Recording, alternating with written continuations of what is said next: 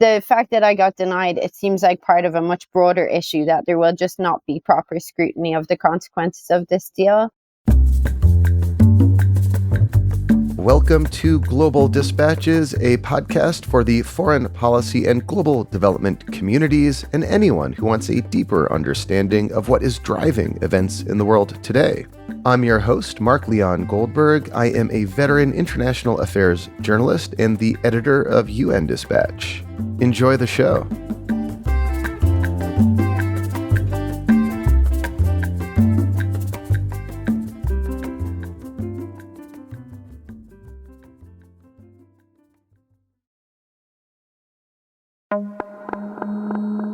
The Parliament of the United Kingdom has passed a controversial new law that would enable the government to deport asylum seekers to Rwanda.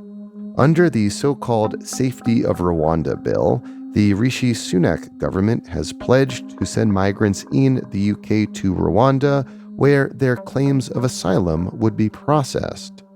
But is Rwanda actually safe? My guest today, Sally Hayden, is a journalist who has reported extensively on migration and refugee issues. Last month, she was barred from Rwanda owing to her prior reporting on the plight of refugees who had been sent to Rwanda as part of a separate but similar European Union program.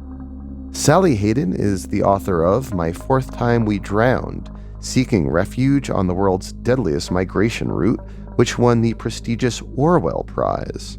In our conversation, Sally Hayden discusses her prior reporting on refugees in Rwanda and helps put this new UK bill in the broader context of Europe's increasingly harsh policies towards refugees and asylum seekers. I last spoke with Sally Hayden a couple of years ago when her book came out. I recommend checking out that episode from the archives. And you can access that episode and our entire archive by going to globaldispatches.org. A subscription to Global Dispatches will unlock that whole archive and get you other bonus content as well, including essays that I write and commission from other experts in international affairs. Please visit globaldispatches.org and get your paying subscription to support our work. Thank you. Now here is my conversation with journalist Sally Hayden.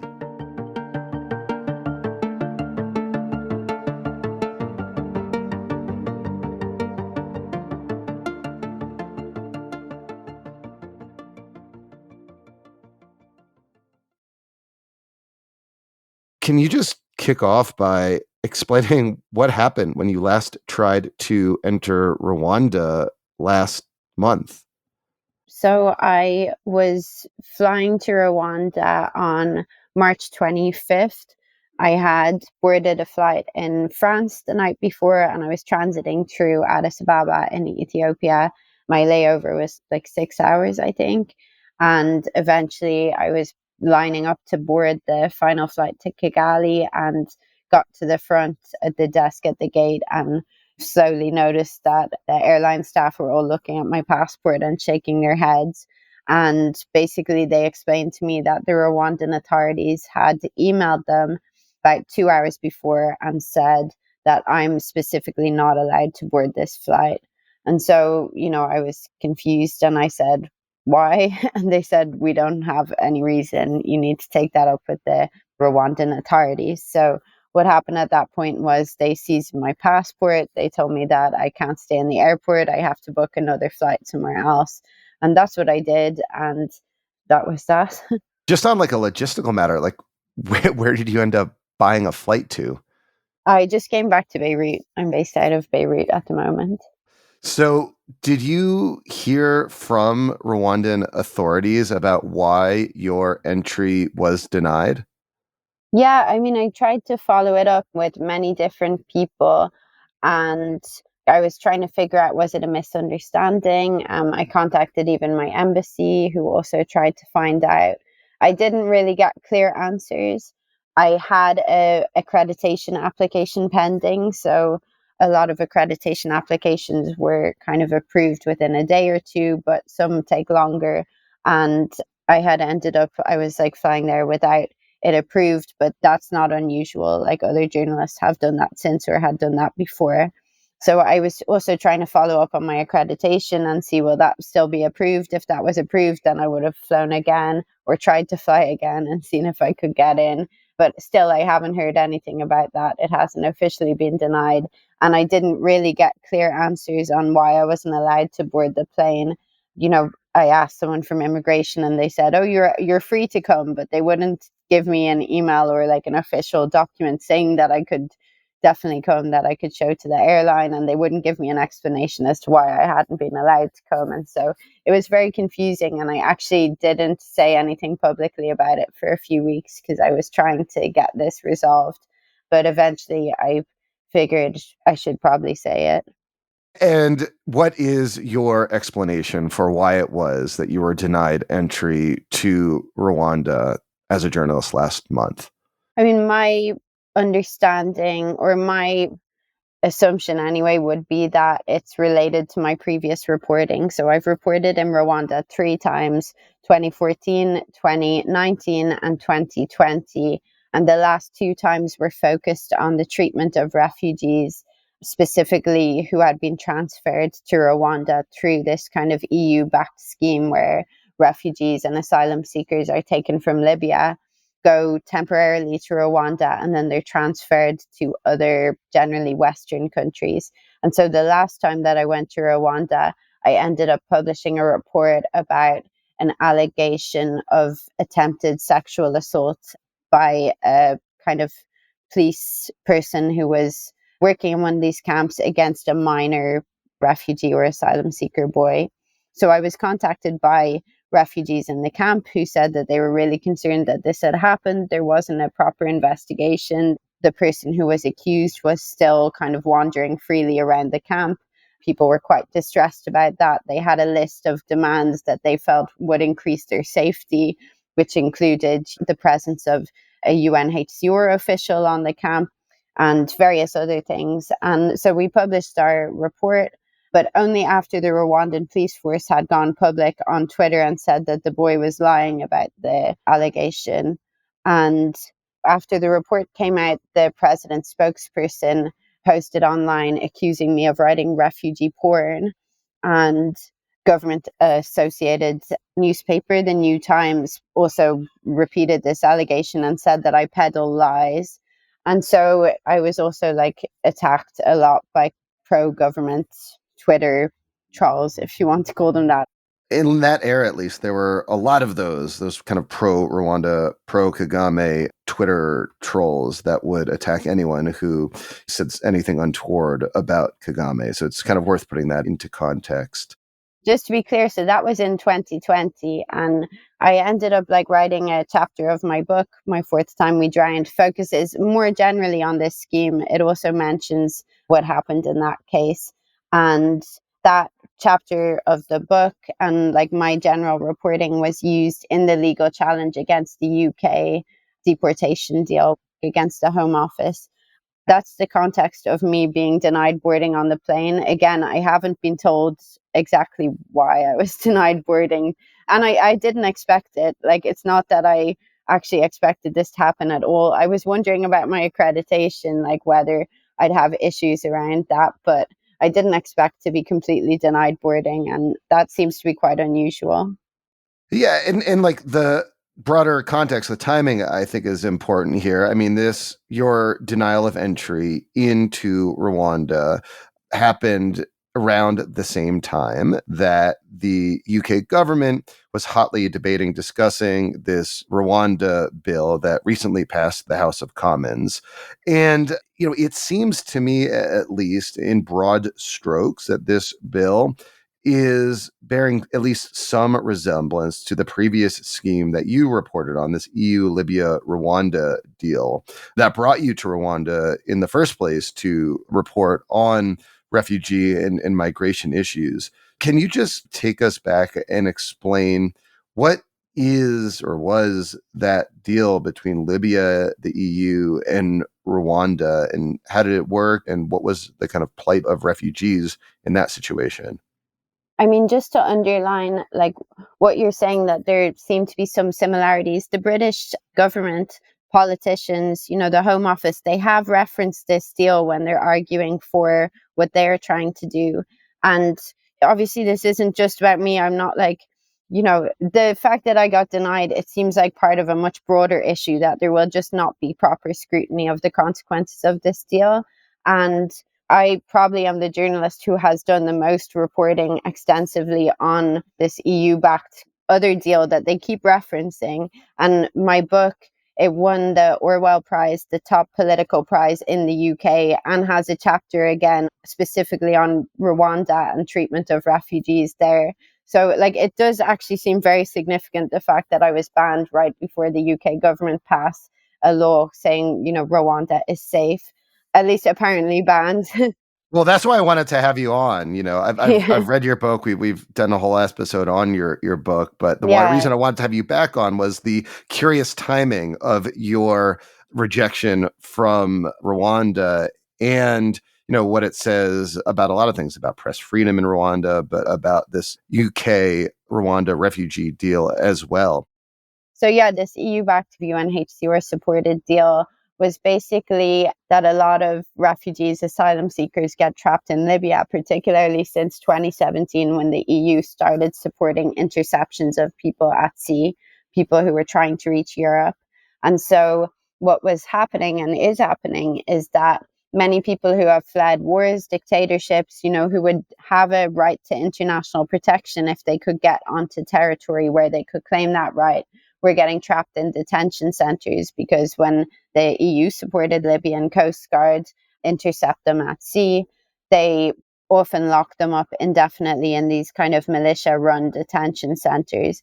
And so you had people who were spending years locked up in those centers and, no legal route to safety. They can't go home because they'll be persecuted or, their lives will be in danger. And there were calls to have at least some kind of like legal resettlement scheme that would allow them to reach safety. And so initially people were taken, because you can't do a proper kind of asylum process, like all of the interviews and everything in Libya when people are locked up in detention centers run by militias in the middle of a war zone. The argument was that you need to take them to another place where they can undergo the kind of full asylum process and then be resettled to a safe country. And so initially that was Niger, and then Niger ran out of space effectively. And so then Rwanda came in and said that they would do it. And people started being moved there in 2019. That was when I went out there, because I actually was in touch with a lot of the people who were moved already when they were in Libya. They were then brought to Rwanda and spent generally months there before they were moved on to other countries. And what was their experience in Rwanda? I mean, was it safe for them to have their applications processed? What people need to understand about the idea of safety is like there are different types of risks always in every context. And what Rwanda is a police state, it's a dictatorship. And so there are certain fears that come with being in that type of environment. So it might not be that there's crime on the streets, but it might be that you're very frightened that anything you say could be used against you at some particular time. There were even people who refused to go because they were so frightened about it. But others who were moved there, they generally hoped or understood that it was going to be temporary and that they were going to be moved on to other places. So it was different to the UK deal. And it continues, but it's different to the UK deal in that no one wanted to stay there. I remember when I went out the first time, it was November 2019. And there was a lot of fear, fear of like there might be informers. I was only given media accreditation because I was actually told by officials that they believed that I would write good things about them. I still wasn't given access to the camps, but obviously I had the contacts anyway, so we met elsewhere. But they were worried even about being seen with me and being reported. There's a belief that there are informers everywhere in Rwanda, that they couldn't say bad things. That was generally the fear. And I think, again, when you have refugees or asylum seekers, a lot of them are actually fleeing oppression and repression and persecution. They're fleeing like environments where they feel that that's the risk, that you don't have freedom of speech, for example. And to put people back again in a context like that, it can be very, very difficult for them. So, to me, I look at this UK Rwanda scheme and it seems to fit part of like a broader pattern that we're seeing over the last several years in which wealthier countries seek to kind of outsource the processing of asylum claims. Like in the US, we had for a while this remain in Mexico policy where potential would-be applicants would have to stay in Mexico before they could claim asylum in the US. The Australians had, for a long time, this policy of keeping people on these like barely inhabited Pacific islands where they would ostensibly support their claims. When you look at this new UK Rwanda deal, like how do you understand it in the broader picture of how the world approaches migration and refugee issues today? It seems that cruel policies are happening incrementally and they get slightly crueler every time. And wealthy, privileged countries learn from each other how to bring in those policies and potentially push the button a little bit more every time. Like my reporting has mostly focused on the EU and what the EU is doing, particularly in the central Mediterranean, which again is similar. You're pushing people back to a place where they don't have rights, they can't speak out, their voices will be silenced. We won't actually know what happens to them. And at the same time, spending huge amounts of money in ways that I've demonstrated through my reporting prop up dictatorships or militias or systems that oppress people further. And it's interesting to contrast that with like some of the poorer countries. I was in South Sudan last month, standing on the border with Sudan, and 1,000 people roughly were crossing the border every day. They weren't even checking documents. One of the ministers told me they have an open door policy, that they understand people fleeing war need somewhere to go. And that was kind of astounding for me. A lot of this gets framed as a migration crisis from the perspective of the wealthy country that is having people arrive in it. But actually, the scale of crises generally in the world right now are so huge. And when we actually look at the countries that are suffering them, for example, Sudan, where the war has lasted now more than a year, it's been called the biggest displacement crisis in the world, more than 10 million people displaced. The latest I saw was 1.9 million that have left the country and crossed into other countries. And, that scale of suffering is really, it's hard to understand, but it's also like we need to recognize that when that amount of suffering exists, like the ripples are going to touch everywhere in the world.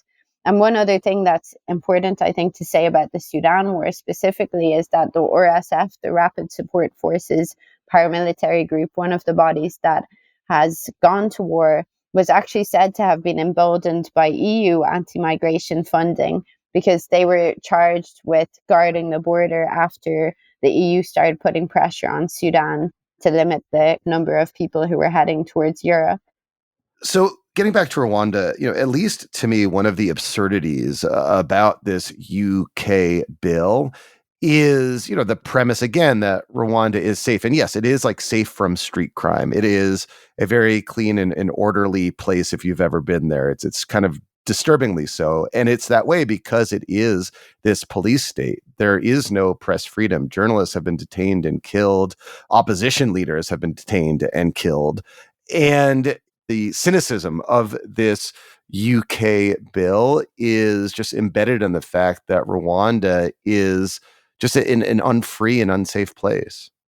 Again, it's just that seems so clear to me that, again, this is another example of sending people to a place where we actually can't properly monitor the consequences of what happens to them. Like what happens to them is going to be filtered through, communications officials or PR agencies. And we know that the Rwandan government works with Western PR agencies and has traditionally done that. And it's another example of people's voices being silenced. Your point about the fact that there really is no credible mechanism of monitoring the impact of these deportations because there is no sort of independent press freedom, I think, is probably part of the reason why the UK, opted to partner with Rwanda in this instance. Yeah, I mean, officially, I guess that's not something they've said, but potentially that's also why Rwanda opted to partner with the UK, because Rwanda has been accused of using these types of deals to kind of launder its image internationally so that other human rights abuses are overlooked both in Rwanda and also in the Congo. Sally, thank you so much for your time and for your amazing reporting as always. Thank you so much for having me.